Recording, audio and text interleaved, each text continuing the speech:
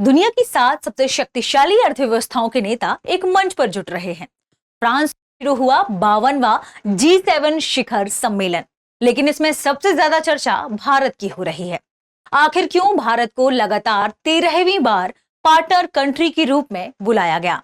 AI, जलवायु परिवर्तन, वैश्विक अर्थव्यवस्था और सुरक्षा जैसे बड़े मुद्दों के बीच इस सम्मेलन से दुनिया को क्या संदेश मिलने वाला है, आइए इसे हम समझते हैं डिटेल में। जानेंगे G7 देशों के बारे में, यह क्या है, इसकी मुख्य प्रकृति क्या है, इसका महत्व क्या है, G8 क्या है, G20 कंट्रीज कौन से हैं, विस्तार से इस पर हम आज चर्चा करने वाले हैं। आगे बढ़ने से पहले आपके लिए महत्वपूर्ण सूचना है। अगर आप तैयारी कर रहे हैं 72वीं बीपीएससी की, तो आपके लिए एक बहुत ही शानदार टेस्ट सीरीज का सेट है, जिसमें 72वीं बीपीएससी प्रीलिम्स टेस्ट सीरीज की प्रिपरेशन के लिए सारी चीजें समाहित की गई हैं।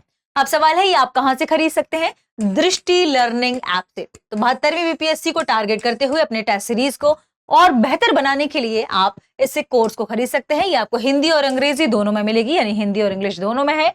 20 जून से ध्यान रखिएगा, इस टेस्ट सीरीज को शुरू किया जा रहा है। इंपॉर्टेंट बात, कॉल करके 8750187501 से भी आप इसके बारे में डिटेल से जानकारी प्राप्त कर सकते हैं, या फिर डिस्क्रिप्शन में लिंक है, आप उससे विजिट करके दृष्टि लर्निंग ऐप में डायरेक्ट जाकर भी इसे खरीद सकते हैं और अपनी प्रिपरेशन को और मजबूत बना सकते हैं। शुरू करते हैं आज की खबर को। देखिए, जैसा कि हमने पहले भी इसमें डिस्कशन में शामिल किया था कि आज यानी 15 जून से फ्रांस के एवियान शहर में शुरू होने जा रही है G7 समिट, या आप कह सकते हैं G7 देशों का सम्मेलन, जो कि इन देशों का क्या है, 52वां सम्मेलन है। कौन सा?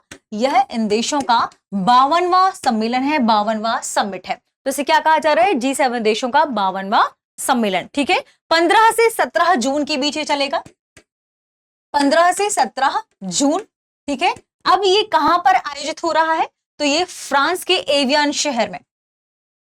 फ्रांस, सबसे पहले ये ध्यान रखिएगा, फ्रांस के एवियान शहर में। अगर पूछा जाए इसका फुल फॉर्म क्या है, तो इसका पूरा नाम है एवियान ले ब्रे। एवियान ले ब्रे शहर में इसका आयोजन हो रहा है। ठीक है, तो महत्वपूर्ण बिंदु कौन है इसमें, देश कौन कौन से शामिल होंगे, ध्यान रखिएगा। फ्रांस ने भारत, ब्राजील, मिस्र, केन्या, दक्षिण कोरिया, कतर, सऊदी अरब, सीरिया, यूक्रेन और संयुक्त अरब अमीरात को संपर्क साझेदार देशों के रूप में, यानी पार्टनर कंट्रीज के रूप में इस बार शामिल किया है, इन्हें आमंत्रित किया है। और भारत 13वीं बार पार्टनर कंट्री के रूप में इसमें शामिल होने जा रहा है। ध्यान रखिएगा, आज से ही समिट की शुरुआत हो चुकी है। भारत की भागीदारी इंपॉर्टेंट क्यों है? भारत को फ्रांस ने पार्टनर कंट्री यानी आउटरीच पार्टनर कंट्री के रूप में आमंत्रित किया है। यह 13वीं बार है जब भारत G7 शिखर सम्मेलन में भाग ले रहा है। प्रधानमंत्री सम्मेलन में भारत के साथ साथ ग्लोबल साउथ यानी जो विकासशील देश हैं, उनकी आकांक्षाओं और उनकी जो चिंता है उसे प्रस्तुत करने वाले हैं। G7 समिट में इसके बारे में वो डिस्कशन करने वाले हैं। प्रमुख मुद्दे कौन कौन से हैं? तो सम्मेलन में निम्नलिखित विषयों पर चर्चा होने की संभावना है। पहला टॉपिक है वैश्विक आर्थिक अस्थिरता।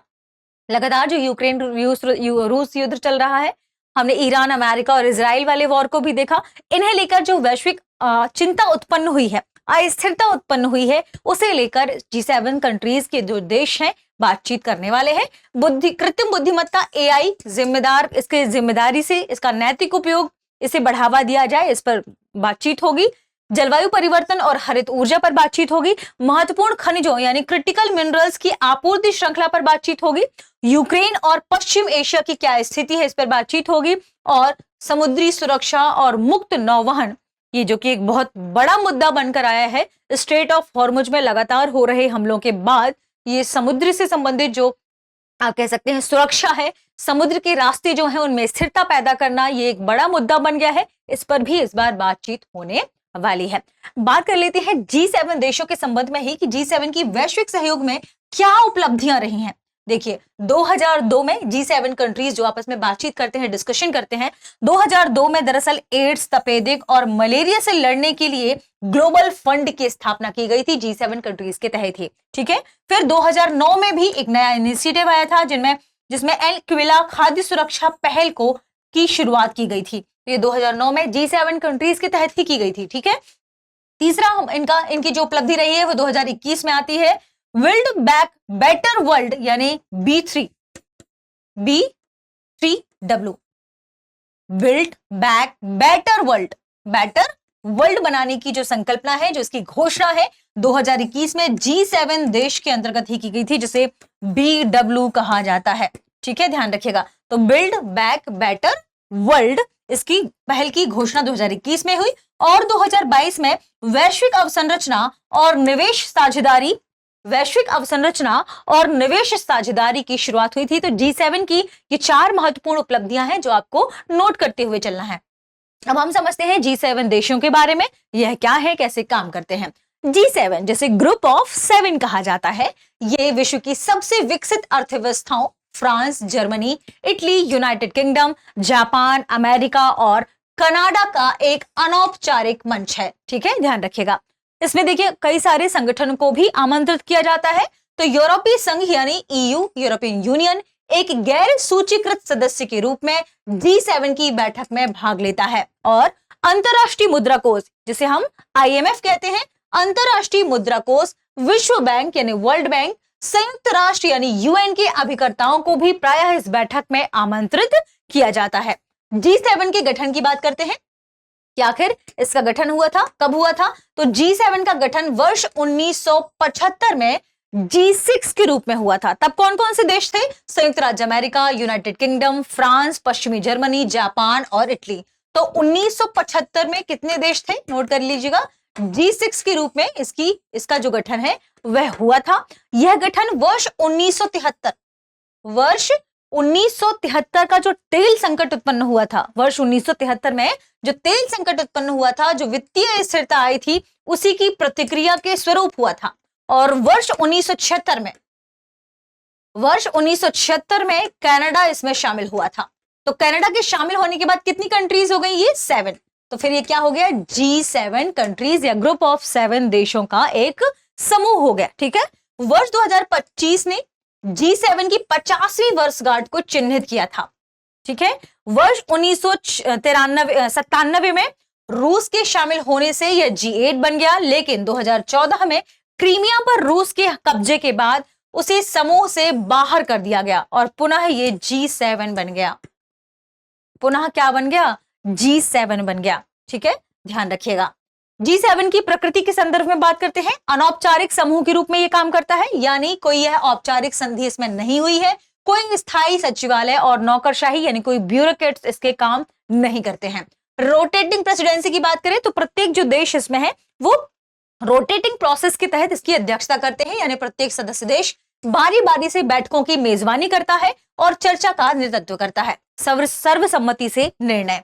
इस समूह के पास कोई बाध्यकारी कानून या विधायी अधिकार नहीं है। इसके जो सदस्य हैं वो देशों की आर्थिक और राजनीतिक शक्ति के कारण वैश्विक स्तर पर महत्वपूर्ण प्रभाव इनका होता है। आर्थिक महत्व की बात करते हैं। G7 देशों में विश्व की 40% वैश्विक अर्थव्यवस्था और 10% जनसंख्या निवास करती है। ठीक है, ये देश वैश्विक विद्युत उत्पादन क्षमता का 36% हिस्सा रखते हैं। वैश्विक ऊर्जा मांग का 30% इन्हीं देशों से आता है। ऊर्जा संबंधी वैश्विक कार्बन डाइऑक्साइड उत्सर्जन, इसमें भी हिस्सेदारी इनकी 25% है। ठीक है, नोट कर लीजिएगा। अब G7, G8 और G20 कंट्रीज की बात करते हैं। G7 में कौन है? UK, France, Canada, US, Italy और जापान और जर्मनी। तो ये हो गए कौन से? G7। G8 जिसमें रशिया शामिल हो जाता है, तो फिर ये G8 कंट्रीज हो जाते हैं। G20 कौन सी कंट्रीज? इन 8 कंट्रीज के बाद तुर्की, European Union, Argentina, Brazil, South को देखिए छोटे छोटे जो देश हैं वो इसमें पार्टिसिपेट करने लगे। तो साउथ देखिए हमने क्या कहा? कोरिया, फिर मैक्सिको, ठीक है, China, Indonesia, Saudi Arabia, Australia, India और साउथ अफ्रीका मिलकर ये G20 देश हो जाते हैं। ठीक है, तो नोट कर लीजिएगा ये सारी चीजों को। अब आपको कमेंट सेक्शन में ये बताना है कि G7 चूंकि 52वां संस्करण है, तो 51वां संस्करण कहाँ हुआ था? इसका जो 51th एडिशन था वो G7 कंट्रीज का कहाँ हुआ था? सम्मेलन कहाँ हुआ था? ये आपको कमेंट सेक्शन में बताना है। प्रश्न है 52वें G7 शिखर सम्मेलन 2026 के संबंध में निम्नलिखित में से कौन सा कथन सही है? सम्मेलन जर्मनी में आयोजित हो रहा है। बी, भारत G7 का स्थायी सदस्य है। सी, भारत 13वीं पार्टनर कंट्री के रूप में भाग ले रहा है। और डी ऑप्शन है G7 में 10 सदस्य देश हैं। इस प्रश्न का सही जवाब कमेंट सेक्शन में देना ना भूलें। मिलते हैं अगली वीडियो में। शुक्रिया। अब एग्जाम की तैयारी को और बेहतर करने के लिए हमारे चैनल को लाइक, शेयर और सब्सक्राइब करना ना भूलें।